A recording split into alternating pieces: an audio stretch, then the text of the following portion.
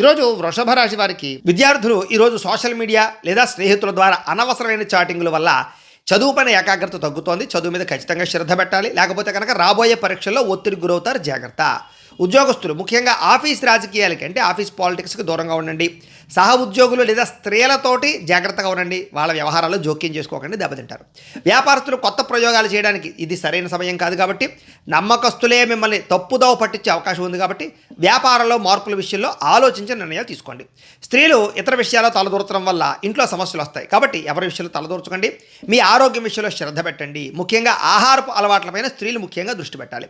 విదేశాల్లో ఉండే భారతీయులు అక్కడ ఉండే రూల్స్ని అతిక్రమించడం వల్ల వాహనాలు నడిపేటప్పుడు సరైనటువంటి వ్యవహారం జరగకపోవడం వల్ల ఇబ్బందులు కనపడుతున్నాయి. జాగ్రత్త. పెట్టుబడులు పెట్టేటప్పుడు ఇంకా జాగ్రత్తగా ఉండండి విదేశస్తులు. ఇక సంపాదన కంటే ఖర్చు అధికంగా కనపడే అవకాశాలు కనపడుతున్నాయి. అనవసరమైన వస్తువులు, ఆన్లైన్ షాపింగ్లు ఆర్థికంగా దెబ్బతీస్తాయి. జాగ్రత్త. ఈరోజు కొత్త అప్పులు ఇవ్వడం కానీ తీసుకోవడం కానీ మంచిది కాదు.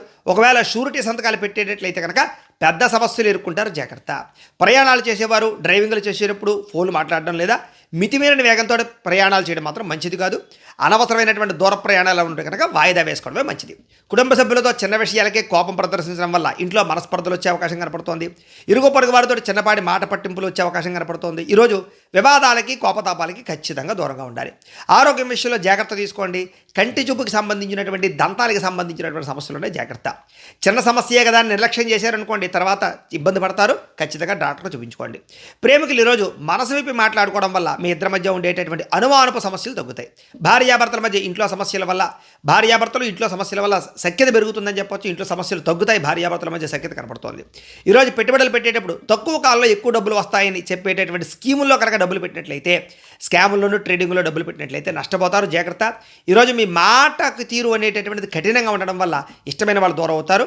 ఆవేశంలో ఎవరు పడితే వాళ్ళని తక్కువ చేసి మాత్రం మాట్లాడకండి. మీకు కనుక లక్ష్మీదేవి అంటే ఇష్టం ఉంటే కనుక ఒకసారి ఇక్కడ లైక్ చేయండి. అలాగే రేపటి రాశిఫలం కూడా మీకు రావడానికి సబ్స్క్రైబ్ చేసుకోండి, ఫాలో అవ్వండి. ఇక్కడ కనపడుతున్నటువంటి ఈ లింక్ మీద మీరు క్లిక్ చేసినట్లయితే మీకు ఇంట్లో లక్ష్మీదేవికి ఎలా పూజ చేసుకోవాలో వీడియో వస్తుంది.